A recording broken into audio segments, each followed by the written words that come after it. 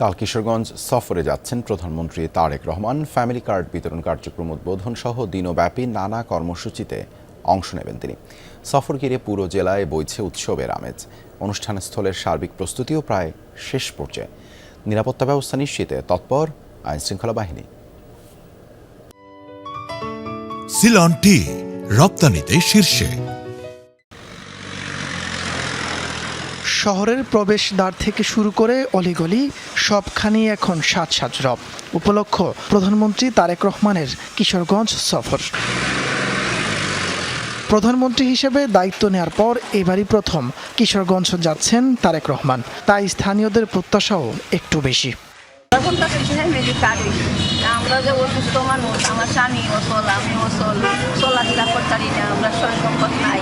আপনারা যদি আমরা এই যে দয়া করি দিয়ে দিতে, তো আমরা ফ্যামিলি লই আমরা মানে চলতাম। অত্যন্ত আনন্দিত, কিশোরগঞ্জবাসী অত্যন্ত গর্বিত। ঈদের আনন্দের মতো লাগছে আমাদের কাছে। রোববার সকালে ব্রহ্মপুত্র নদে মাছের পোনা অবমুক্ত করবেন প্রধানমন্ত্রী। এরপর মৎস্য সম্পদ সংরক্ষণ কাজে বিশেষ অবদানের স্বীকৃতি হিসেবে 14 জনকে স্বর্ণপদক প্রদান করবেন। উদ্বোধন করবেন শোলাকিয়া ঈদগাহ ময়দান উন্নয়ন কাজের ভিত্তিপ্রস্তর। দুপুরে জেলা ছাত্রদল আয়োজিত বৃক্ষরোপণ কর্মসূচিতে অংশ নেওয়ার কথা প্রধানমন্ত্রীর।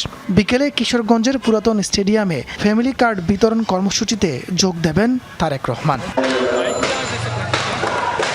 প্রধানমন্ত্রীর সফর ঘিরে উচ্ছ্বসিত বিএনপি নেতাকর্মীরা। তারেক রহমানের কর্মসূচি বাস্তবায়নে নিরবচ্ছিন্ন কাজ করে যাচ্ছেন তারা। মানুষ অধীর আগ্রহ অপেক্ষা করছে মাননীয় প্রধানমন্ত্রীকে কিশোরগঞ্জবাসী বরণ করার জন্য। আমরা প্রত্যেকটা ভেন্যুতেই রাত দিন নেতাকর্মীদেরকে নিয়ে, প্রশাসনকে নিয়ে আমরা কাজ করে যাচ্ছি যাতে সুন্দরভাবে এই প্রোগ্রামটা সম্পন্ন করা যায়। প্রধানমন্ত্রীর সফর নির্বিঘ্ন করতে প্রশাসনের পক্ষ থেকে নেওয়া হয়েছে নিশ্ছিদ্র নিরাপত্তা ব্যবস্থা। প্রায় 17 কোটি টাকার বিভিন্ন প্রকল্প এলজিডির মাধ্যমে বাস্তবায়ন হবে। সেই প্রকল্পের যে কাজগুলো হবে সেগুলোরই ভিত্তিপ্রস্তর উন্মোচনের জন্যই বা উদ্বোধনের জন্যই মাননীয় প্রধানমন্ত্রী আমাদের শোলাকিয়া মাঠে আসবে। ইতিমধ্যে আমাদের প্রস্তুতি সম্পন্ন হচ্ছে।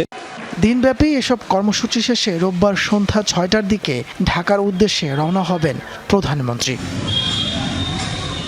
তাপস সরকার, যমুনা নিউজ।